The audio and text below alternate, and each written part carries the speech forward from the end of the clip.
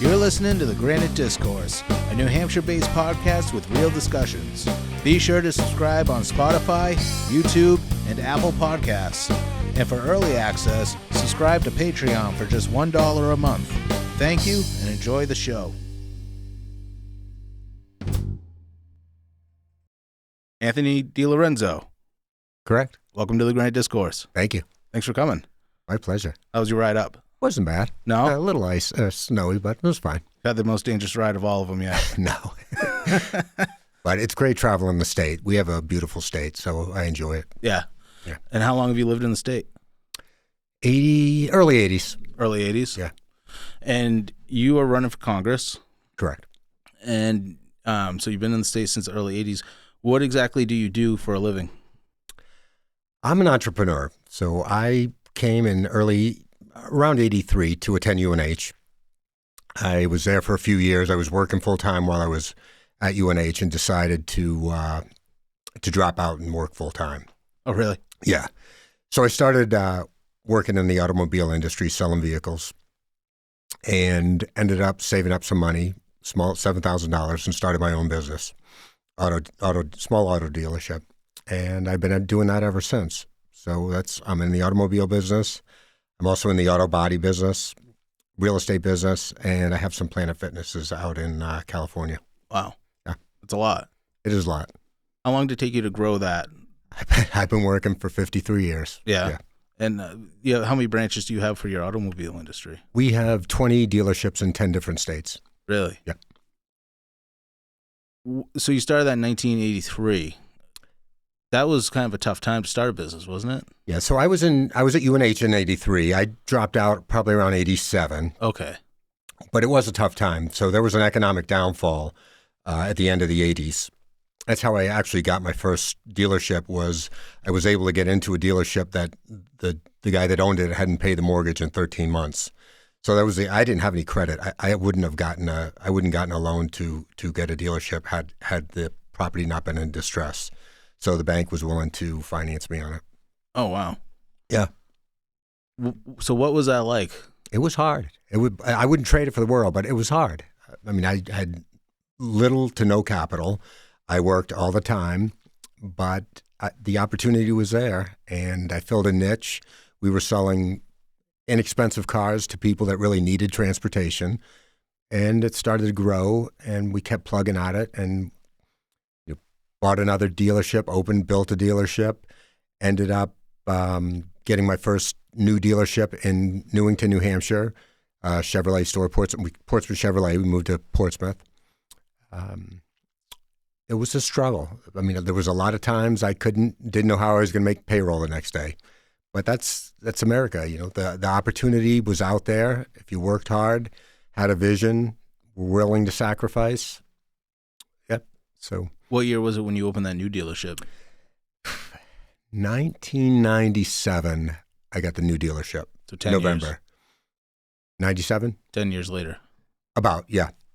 And how long did it take you to open up your second one? Because you had did you just start expanding? So I reinvested everything I made into the business. So I kept growing, eventually hired a couple people. I hired a mechanic, hired a salesperson. I did the books. I closed on Sundays, went up there and did the books myself. And around 95, I opened a second location. I bought a piece of property, built it from scratch. It was called Summersworth Auto Center. By then, we probably had about 10 to 15 employees. And when I had the opportunity to get a new car store in 97, I begged, borrowed, scraped together everything I could get and was able to pull it off. I bought Vinny Tossetta's store, which was in business. He was a third generation auto dealer. Vinny's a great guy. I really enjoyed doing business with him, and I enjoy he's got a great sense of humor, hard worker, and he helped me a lot.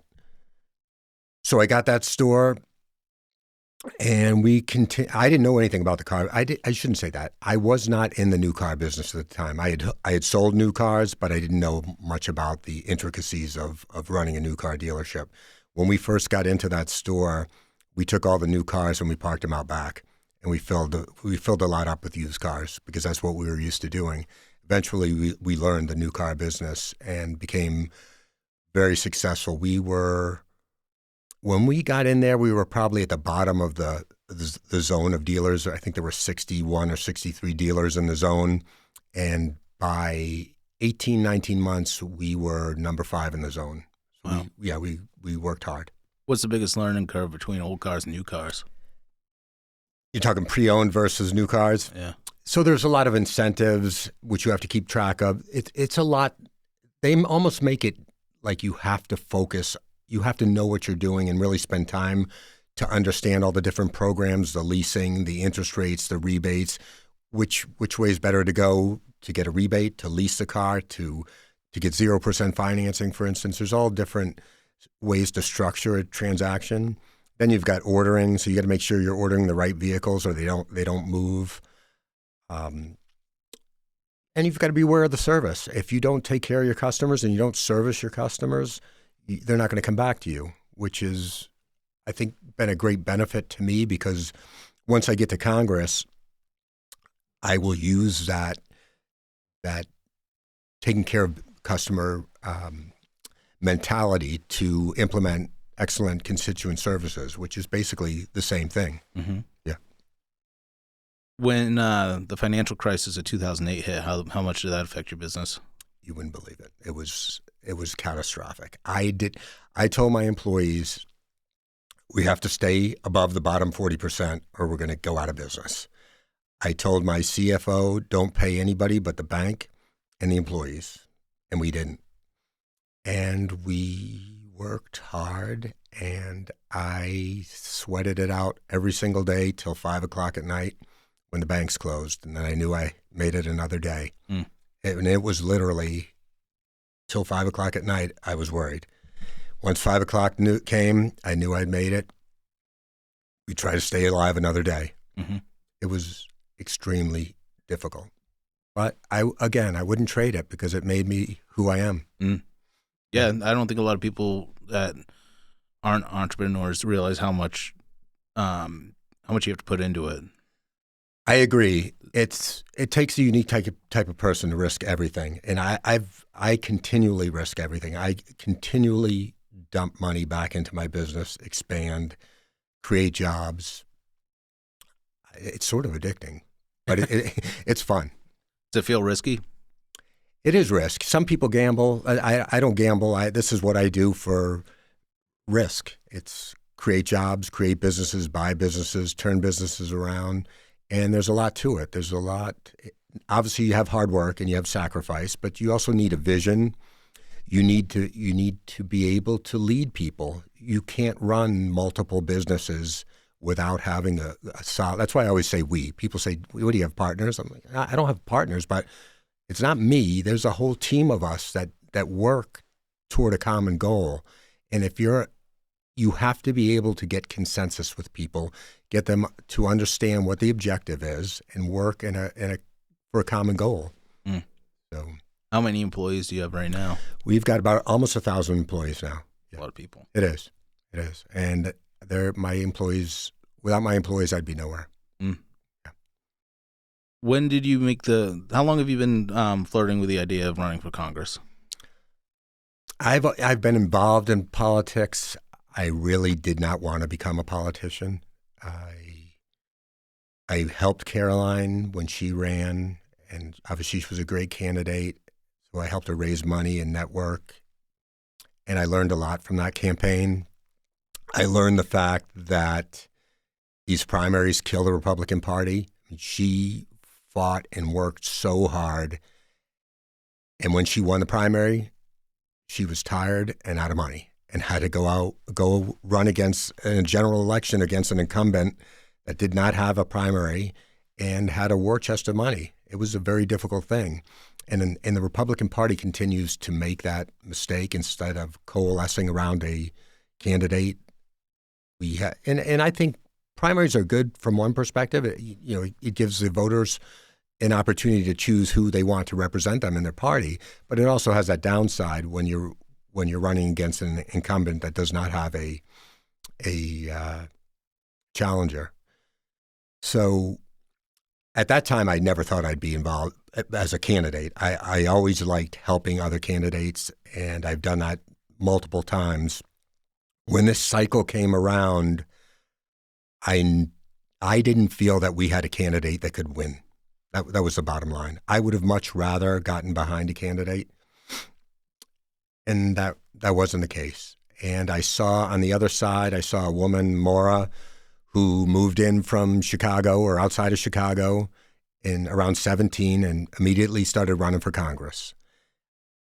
Then Stephanie, if Stephanie didn't have her last name, we wouldn't be talking about her. So I see on the Dem side, two candidates that I don't believe would represent New Hampshire properly. And on the Republican side, I didn't see a candidate that was going to stand out and have the resources to win the race. So that's when I decided to get involved. What is the biggest issue in your mind that you want to tackle if you become a congressman? Most of the issues revolve around affordability.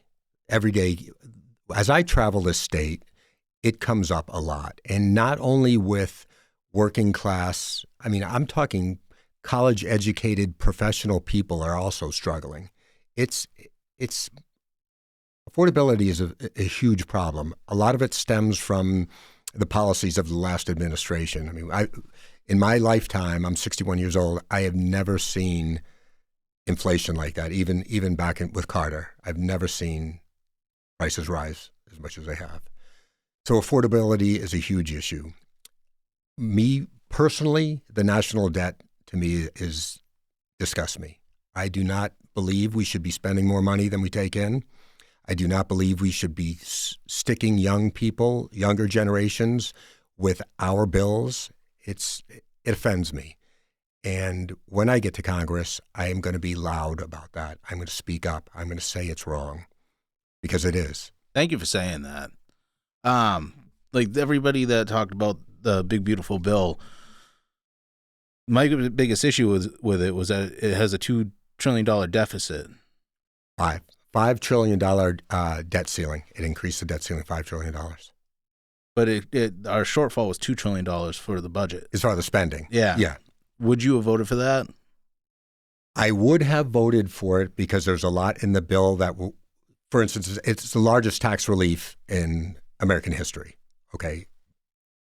As a representative of New Hampshire, I know people in New Hampshire do not want high taxes, okay? Mm-hmm. There was funding to secure the border. So I believe in a secure border. I think that was great. Mm-hmm. There was funding for rural health care.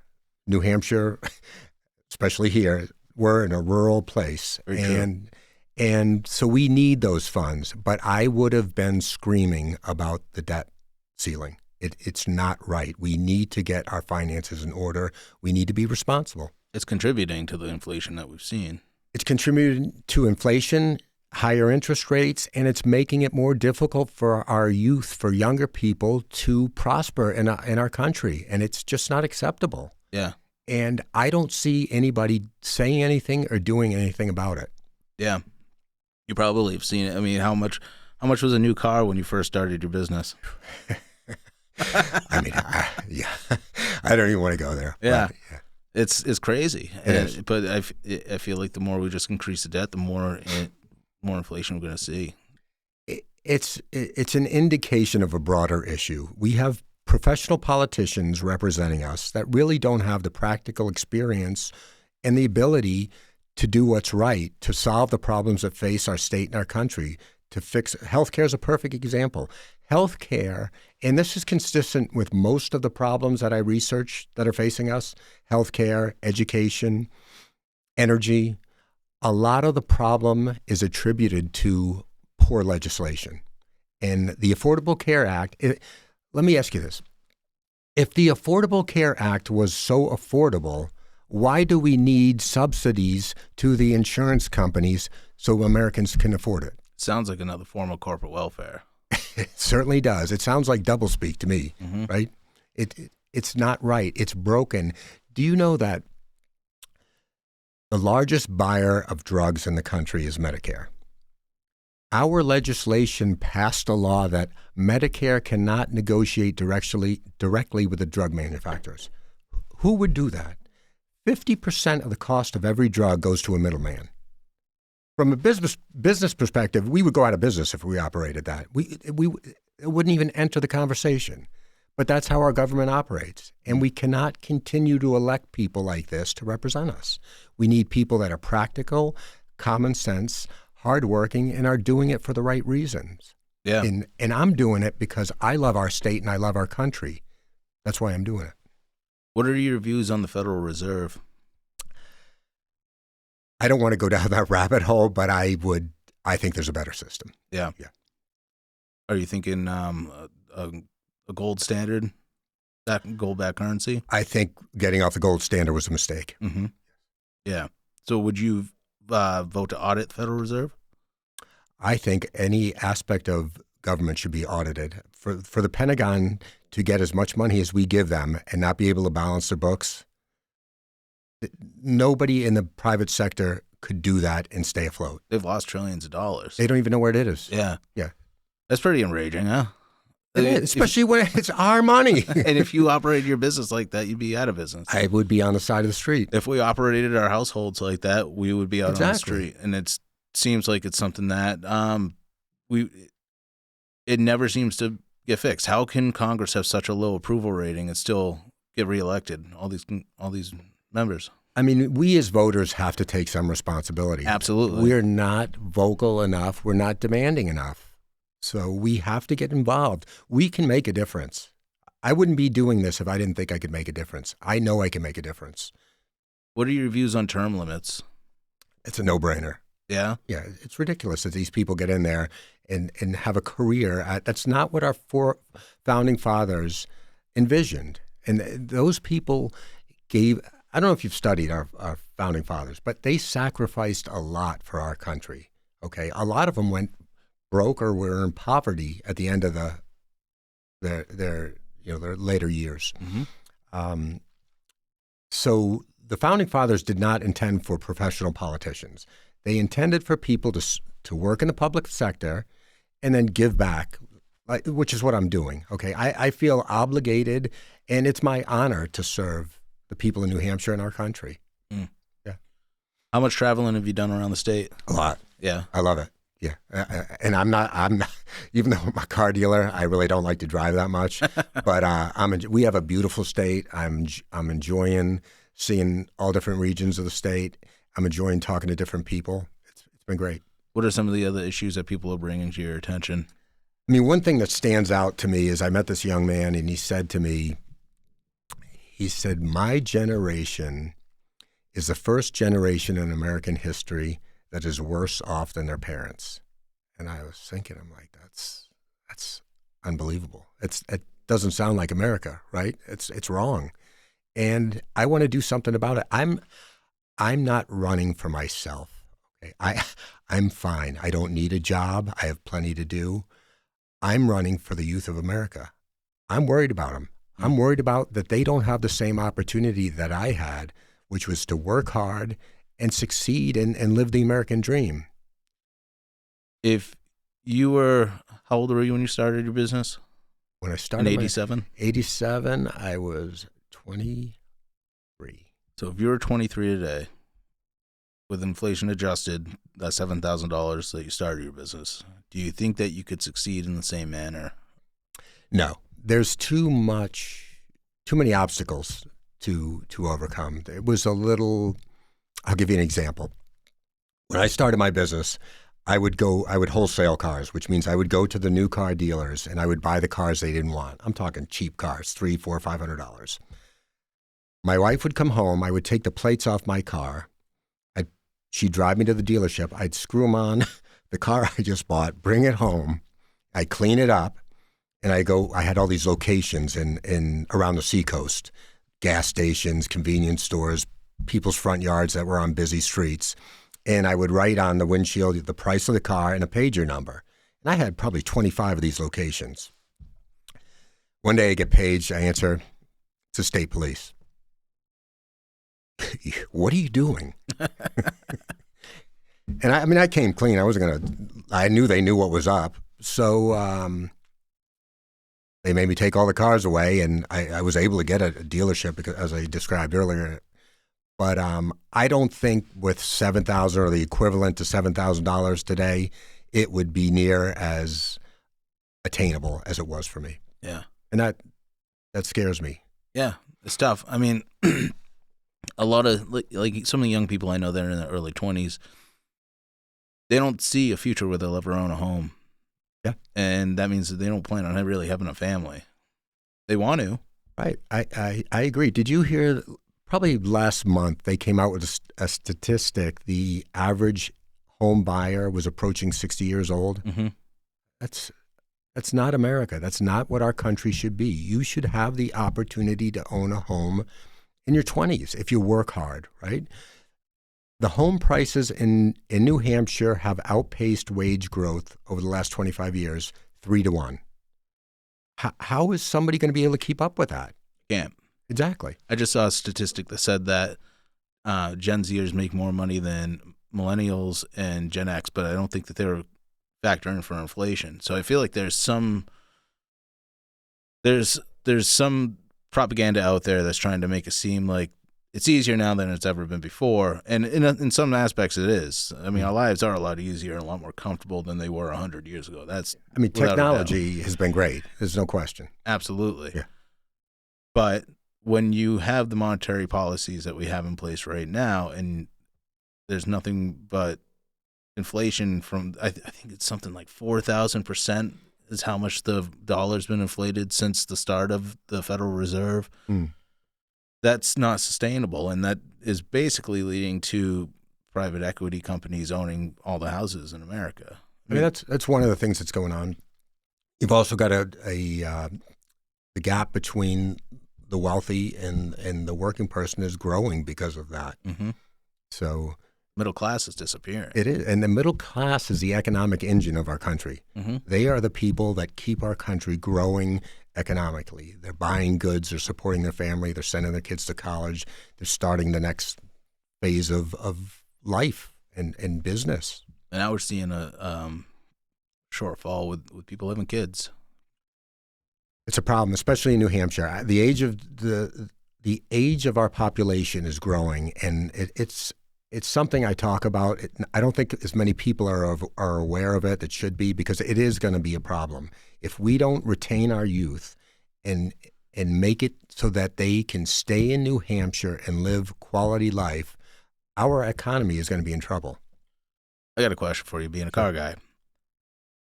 When did minivans start disappearing off the lots? You mean stop making them?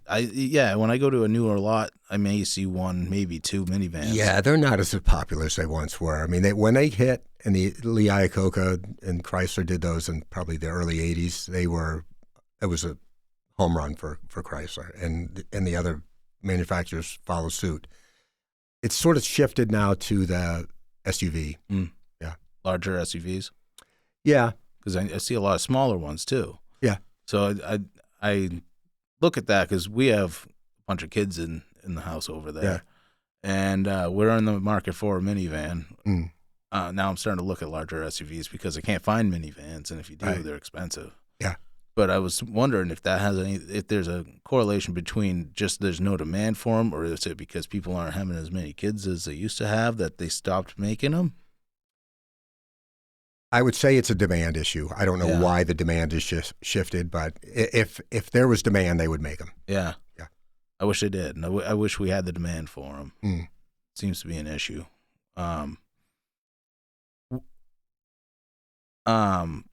So what are some of the other issues that you want to help solve if you run for Congress? Healthcare is obviously an issue. Energy costs are a huge issue. What do you think as far as healthcare goes? How do we bring down the cost of healthcare? What are some new approaches that maybe you might have in mind? So some of the legislation that's passed, similar to what I brought up earlier about the middleman and drugs, has actually taken competition out of the marketplace. Absolutely. Okay. So in New Hampshire, you have maybe 2 or 3 health insurers. Competition keeps pressure on pricing. There's a place out, it's called Oklahoma Surgical Center or something like that. They don't take any Medicaid, Medicare, any insurance. You have to pay. Their prices are 30 to 35% cost to have a procedure there, 30 to 35% of what it is in the normal healthcare industry. And the reason is because they're not dealing with all the regulation. There's a study that came out that said each doctor needs 2 people to support them from a paperwork perspective. It's just, you could not do that in business. It's not sustainable. It's not feasible.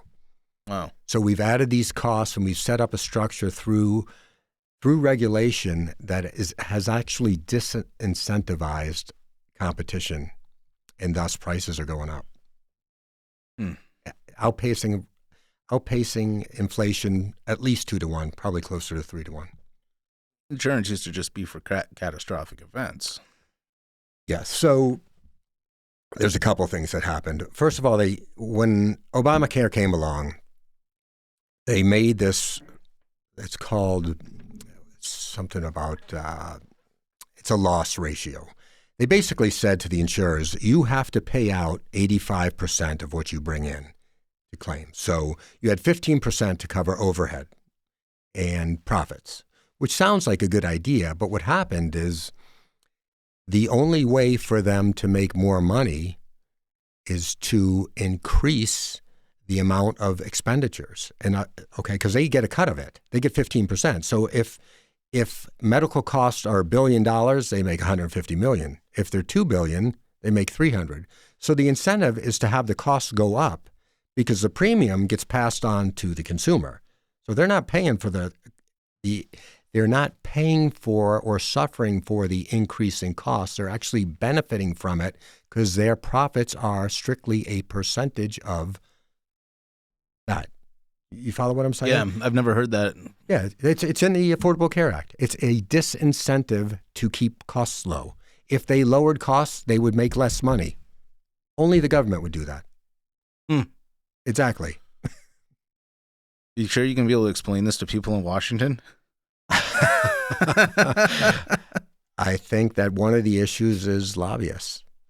Yeah, I think we need election reform. I think we need term limits, and we need to curb the impact of lobbyists and special interest groups. What kind of election reform? I'll give you an example. When Bolduc ran against Hassan last cycle, my understanding is Maggie brought in $30 million from out of state. $30 million from out of state. Yep. Okay. New Hampshire people don't want out-of-staters deciding who wins their elections. Yeah. It's wrong, right? I agree. I mean, and most people don't know that. But if you asked people in New Hampshire, are they okay with that? I guarantee you 90% of them would say, no, I'm not okay with that. People in New Hampshire are involved, and they want to know they want to meet who's representing them. And they certainly don't want outside influencers, other states, other political interests deciding who represents New Hampshire. But it's happening. So you would push legislation to stop that? I would advocate for election reform. I would advocate for, and I'd have to think it through, and you'd have to talk to people about it, but I would advocate for a large percentage of the money used in a campaign coming from in-state. It would level the playing field, right? It wouldn't matter. It wouldn't affect one party over the other. It's just the money should come from in-state, not from outside special interest groups. That's a good idea. Yeah. What are your views on the tariff policy that we have right now? So this is a perfect example of a business approach to a problem. Okay, the president saw 2 things, in my opinion. One is he saw that we are not being treated fairly with tariffs. In other words, we let people come into our economy, the biggest economy in the world, and they don't reciprocate. Okay, so he saw this problem, and he also saw the fact that we're not capitalizing on the fact that we have the largest economy in the world. So he inserted tariffs. Okay? Tariffs obviously raise revenue for the government, also makes it more expensive to manufacture goods outside of the country than in the country, theoretically. Okay. So in theory, that would bring manufacturing back to the country. Also would open up foreign markets to U.S. manufacturers, U.S. businesses. All good in theory. So I understand why the tariffs were brought in. I'm not certain they're working. And I think they are adding to costs for consumers. So I would look at the tariffs. So in business, when you have a problem, you come up with a solution, but you also monitor the success of that solution. And oftentimes you have to tweak it and say it's not, we're not getting the desired result. And I think that's the case with the tariffs. So I support the president that at least he's trying to do something about an obvious problem, but I question whether it's actually working. I've heard him talk about eliminating the income tax and replace the tariffs. Do you think that that's a good approach? I don't think that would work. No, absolutely not. Is it too big? I would like to see a simplified tax code. Okay. We should not need however many hundreds of thousands of people to do taxes. It's a ridiculous system. So there's ways to do that. I'm not going to go into detail right now, but there are ways to simplify the tax code, and I would like to see that. Okay. How about foreign policy? I think that's where the Republicans shine. Okay, you had Obama in. I'll never forget this. He drew a line in the sand, right? Do you remember this? Yeah, with Syria. Line in the sand. You use whatever bombs, line in the sand. They did it. He did nothing. That told the world that we had no resolve. We were not going to do anything, okay? The vice president under Obama, Biden, the world knew the same thing with him, okay? No resolve. President Trump has not only solved or stopped several wars in the world, right? Which I admire that initiative. You can say there's obviously there's a group of people that don't like the president. I don't know how you criticize him over that. Okay. The other thing is they find a way. they do find a way. And listen, nobody's perfect. Okay. Yeah. But you got to give credit where credit's due. And the man has tried to end wars throughout the world, and I admire him for the effort. Biden did not do anything. The catastrophe in Afghanistan was an embarrassment. Okay.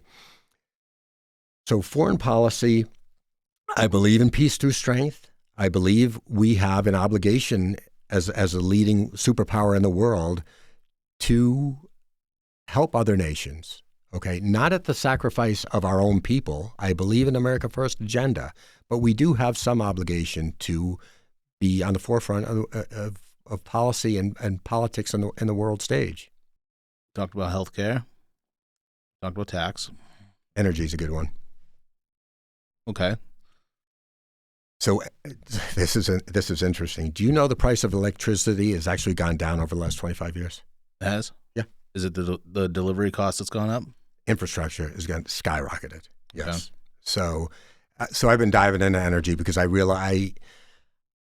recognize the fact that not only is it a pain point for common people in New Hampshire, anybody who needs energy to heat their home or power their home, electricity is expensive. And so we have to do something about it. But there's a bigger ramification than just the expenses to the New Hampshire families. It's the impact on the economy, New Hampshire's economy. Because you got to remember, we need to attract business to New Hampshire. And if a business has the opportunity to go to another state that has much lower energy costs, and believe me, most of them do, that's going to impact our economy. That's going to impact the future of our young people. Young people should not have to leave our state to go live a quality life. And energy is an issue, and we have to solve for it. Yeah. Yeah. I know that there's been some state reps that have talked about expanding nuclear energy. Yeah. Yeah. What are your thoughts on that? Nuclear is a good idea. It's not a practical solution, though, for a number of reasons. One of which is there is a large, I don't know if you remember what happened with Seabrook. Okay, Seabrook was delayed, I think, 15 years by groups that were opposed to nuclear energy. Oh, environmental groups. Yeah. And they're a large, Northeast is full of these groups. So I talked to one gentleman who's a CEO of a nuclear energy company. He told me, never, ever, ever are you going to get nuclear in New Hampshire. He was very adamant about it. I'm not so sure he's true or he's accurate or right with that, but it's a reason for concern that we would face similar or worse obstacles than Seabrook did when it came online. It caused PSNH to go bankrupt, that whole delay and the increase in costs. But, Seabrook went bankrupt. You're aware of that. No. What year was this? PSNH. This started around in the 80s, maybe 90. This started. Okay. Yeah. And I don't have the exact dates, but it went on for a long time. So if they would have got licensed immediately, and been allowed to build, it would have been significantly less. It ended up costing like $20 billion to build the thing. Oh. And it was way above what was projected. So, and the other thing that's important to note is because I've gone to Seabrook and talked to the people there, because Seabrook has approval to build another nuclear facility there. It was approved for 2 facilities. The people in Seabrook that I talked to are concerned about being evacuated. The infrastructure, the state built these nuclear reactor there. It did not improve the infrastructure enough to evacuate the people that live there, and they're concerned about it. So I don't think the people in Seabrook, I think, would be up in arms over it. I've heard that the nuclear reactors they have today are a lot safer than they were then. Oh yeah, they're much safer. They're clean. Yeah. Yeah. So it's a great idea. It's a great source of energy. They're expensive to build. They're probably 5 to 7 times more expensive to build a nuclear facility than a traditional facility, but it's a cleaner source of energy. What are your views on education in America right now? It's a problem. And we spend more than any other nation on education. Our test scores don't show it. Our young people are not educated to the standard that they should be. Mm.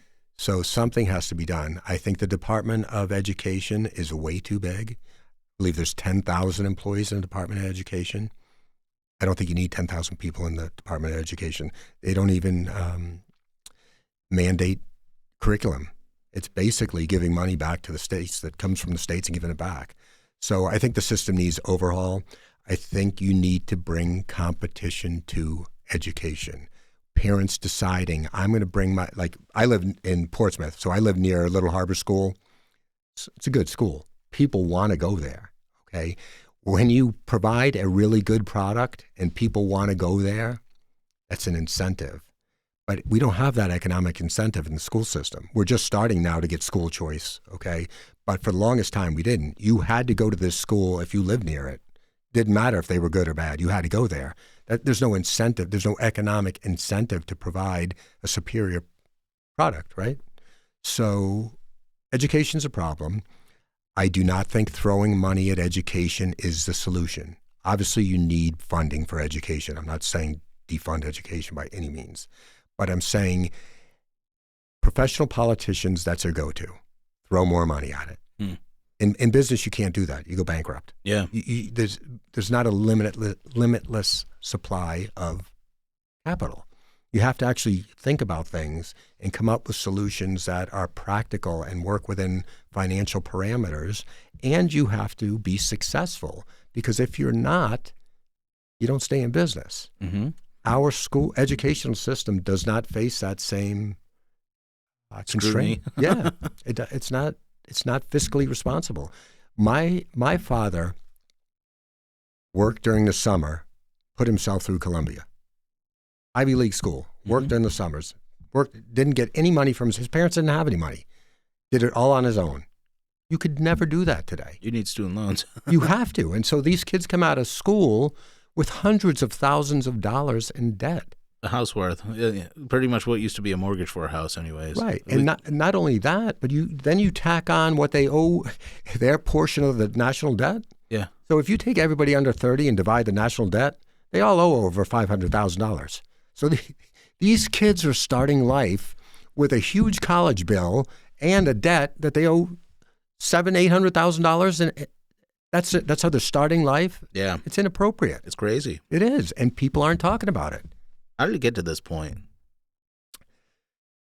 I mean, there's several reasons why it got to this point, but it's really having the wrong people making decisions. I attribute a lot of our issues to professional politicians. It's difficult to do. It's difficult to become a politician. It's difficult, okay? And so you're getting people in there that probably aren't the cream of the crop, okay? You're probably better off pursuing an industry, Wall Street, tech, a doctor, some sort of special, even a plumber, electrician, okay? As a career, you're probably better off. So who's left to serve? I'm not saying all politicians are like that, but it's probably not the best career choice if you have other options. Yeah, I've had a lot of good politicians on here, mm-hmm. and our state reps only make $100 a year. Yeah. Like I talked to Tom Mannion, who's a state rep, and he said, I think they should just make it zero because now you have to pay somebody for payroll. Right. And we do have a lot, in the state, we have a lot of great politicians. We really do. And they're doing it for the right reason. Yeah. You go to like LA, I want to say LA City Council, they make six figures. Right? Yeah. It's like a lottery ticket. Well, and then look at some of these politicians who go in there broke and then come out worth $50 million. So you have to, when you run for Congress, you have to fill out a financial affidavit. Research the change from when they first get in there to after a couple of years, right? How does that happen? Right. How's Biden, who made $200,000 before taxes, how's he have $10 million houses? Yeah. Add it up. After taxes, it's what, 120, 125? Book deals. Right. Yeah. I mean, it doesn't make sense. Look at Pelosi, right? And I'm not just saying the Dems. Both sides are guilty of this. Yeah. Yeah. Yeah, there's people on the Republican side that have done this. I mean, there's a lot of career politicians. And that's one case for term limits. But then again, I see somebody like Ron Paul, who I thought was probably one of the best congressmen we ever had. And he was in there for 15 or 20 years as well. So if we had term limits at the same time, I don't know if I would ever got to know who Ron Paul was. And I met him when he came to Portsmouth. I liked him a lot. Yeah. And I think that his campaign in 2008 and 2012 were very influential on a lot of the pro-liberty people that we see today, especially in New Hampshire with the people that we have in our state house, the Republicans. A lot of them are pro-liberty Republicans. Yeah. And a lot of them, I don't know how many of them sat in that chair and said Ron Paul was basically what turned them. You know? Yeah. I like Ron Paul. I still believe in term limits, though. You can still be involved without being a professional politician. Yeah. I mean, I've been involved in politics for a long time, supporting candidates, working for candidates. So you can be involved, encouraging people to run. Yeah. What do you think the biggest existential threat to America is today? The debt. The debt. Mm-hmm. How have politicians been able to get real? I mean, you're older than I am, so, and if you've been in politics for that long, like how they just gotten reelected? I don't get it. There's no pain point with the debt. Okay, they just keep stacking it up. People aren't feeling the pain. I mean, they are, but they don't really understand. They don't know what it is. They don't know where it's coming from. Yeah. If you passed a balanced budget amendment in this country, our economy would scream. Mm-hmm. It would be tremendous. Okay, we need to become fiscally responsible. Yeah. Some of the younger people that I know that are complaining about the cost of living, saying that they can't own a home, like what we talked about earlier. At the same time, they'll listen to somebody like Bernie Sanders, who's only only solution to the problem, it seems like, is to expand government and just tax the rich people, and that seems to be something that a lot of young people are learning, probably through higher education. Could be. It's that's a disaster of a policy. Yeah. Tax the rich till there are no more, right? Then what do you do? Right. Yeah. Yeah. And large government is exactly what we don't need. We need smaller federal government. We need more power in the state. Our state elected officials are very, very accessible. Okay? We need to keep politics local. We do not need this big black hole in D.C. deciding our lives. They're not competent. The post office is a perfect example. It's been around for 250 years, longer. 250 years. It's a monopoly. They blow $9 billion running a monopoly in a business they've been running for 250 years. You would think after 250 years they figured it out, right? Amazon comes along. They deliver every day. They're not losing money. Why is that? UPS, FedEx. Right. Why is it? It's because the government does not know how to run businesses. Well, there's no reason why they should have to, because they can just where they can just tax the people and keep the money flowing. There's no financial accountability, is what you're saying. And it's true. And I'm not talking bad about all government, okay? We need government. We need infrastructure. We need courts. We need military. But they should not be making the amount of decisions they are for American people. Where do you think the biggest cuts in government should be? I'm not so concerned with where the cuts come from as I am that they come, that we have a balanced budget. Yeah. Okay? Because if you have an involved electorate, that will come out in the wash, right? So in other words, if you're too pro defense spending and your constituents don't want that, you won't get reelected. If you're too pro education and your constituents don't want that, you won't get elected. So I think the starting point is a balanced budget amendment, a commitment to not spend more than we take in, and then your voters will vote with what's important to them, what issues are important to them. That's how I feel about it. How about single issue bills? I mean, I would much prefer. I'd like a line item veto, but I would much prefer single item bills. Yeah. Yeah.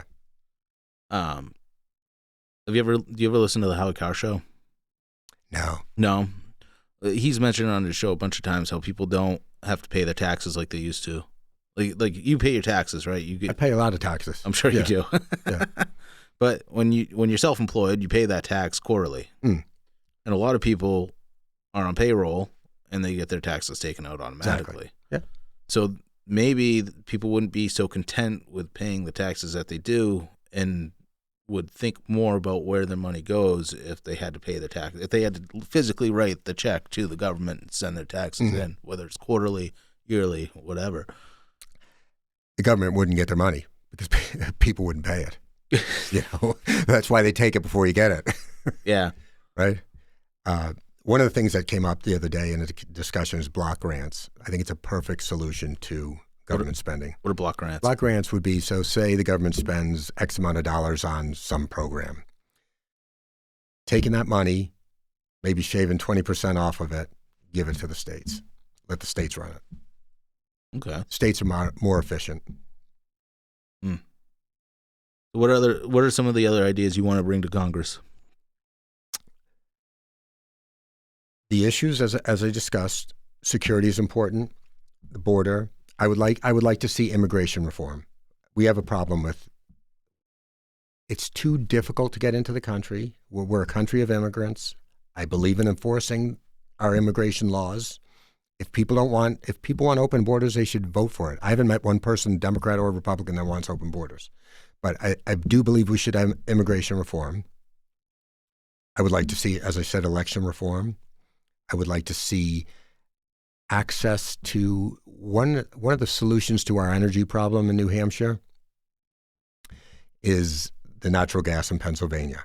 The only reason we don't have access to that natural gas, which is the cleanest burning fossil fuel, is the state of New York won't let us Mm. They won't let us build a pipeline. Yep. We all need it. In fact, New York now is building a pipeline to feed Long Island, New York City.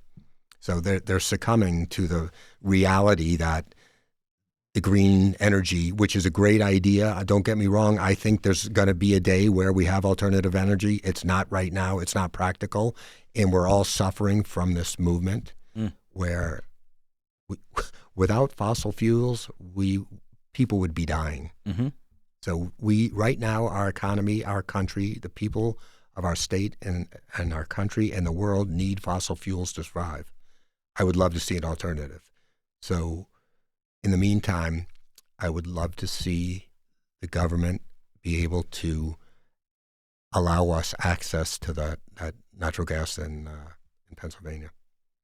Going back to immigration, so what would be some ideas with immigration reform that you would like to see? I think we should identify what type of people we want here, Mm-hmm. whether it's trades or education or specialty, nuclear scientists, sports, whatever the characteristics or attributes of that person are, and we should make it simpler process to get in. Yeah. How do we deal with the people that have come here illegally? I would look at it from the perspective, anybody that's a felon, violent criminal, whatever needs to go. Okay. There are people that are in this country. So Biden had the doors open for 4 years. Yeah. Right. To me, that says it's okay, right? If you're not enforcing the law, right? Now, I don't agree with it, but that's what we did. So you're going to ship some poor person that came here and is working and paying taxes out of the country and spend all your resources shipping tens of millions of people that are productive out of the country? Doesn't sound like it makes a lot of sense. So if somebody's paying taxes, they're not a convicted felon, they're contributing to society, I don't mind having a pathway. I don't.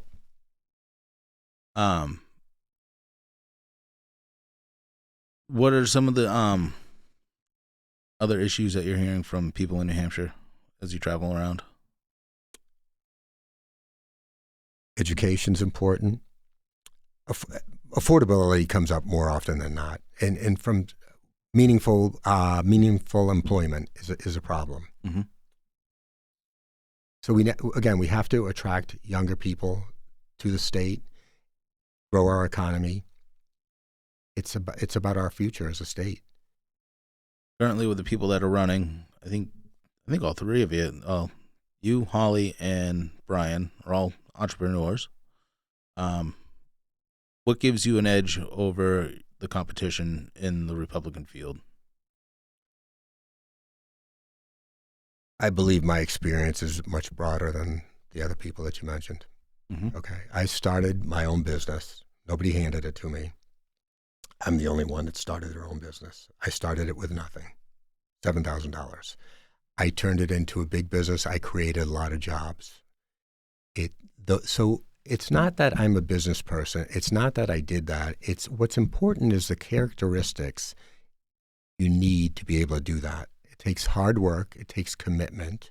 It takes vision, sacrifice, problem-solving skills, common sense.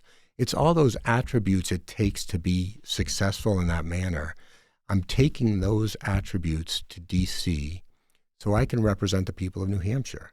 That's what you're getting when you vote for me. You're taking somebody that's... My father said to me, the best indicator of somebody's future performance is their past. Look at my performance. Judge me on my performance. And that's what I'm bringing to D.C. for the people of New Hampshire. Those values that you have, that you've built your business with, how do we instill those in young people? Because I feel like if a lot of people were more entrepreneurial minded, that we would have a stronger society. I think a lot of it comes from mentoring people. We have an obligation to mentor our young people. I like working with young people. I like creating jobs for young people. I like offering them a career path. So that's sort of our obligation as older people to help the youth. And I had people in my life that were very instrumental. My family were working class Italian American people. Ever since I can remember, they said to me, work hard. America's a great country. You can be somebody if you work hard, take advantage of the opportunities that this country affords you. Basically, the American dream. We need to encourage young people. We need to help young people. And government's responsibility to its citizens is to create an environment of opportunity. Not subsidy, but opportunity, so that the constituents, the people that live here, can thrive. That's really, and we're all responsible for that. It's a community. They say a community raises a child. It's true. Obviously, parents raise a child, but a community raises a child as well. And we can foster and help our young people be successful. So anybody that wants to find out more about you, where can they find that info out? So you can go to my website, DiLorenzo for Congress, or you can contact me. I enjoy grassroots campaigning. I'm happy to meet with anybody. So I'm on the road all the time, meeting different people. How many people do you think you've met so far? I don't know. I can tell you I can't remember their names. No? But no, it's hard. Yeah. It's hard remembering everybody's name. Yeah. How busy are you so far on the campaign trail? I'm busy all the time, but Yeah. I've worked hard my whole life. It's just what I've done. It's been instilled in me since I was as far back as I can remember. Yeah. And so I thrive on it. I like to work hard. I like challenges. I like hard. It's who I am. Are you on X? My campaign is on X. I don't get on there every day. And Okay. Yeah. But pretty much social media, they can find you. We're on social media. Okay. Yes. Anthony, I want to thank you for coming by. My pleasure. I know it wasn't the greatest drive. No, it was fine. It's beautiful up here. It really is. Yeah. Yeah. But I appreciate your time, and I wish you the best of luck. Thank you. I appreciate your time. Thanks for having me. Thank you. All right.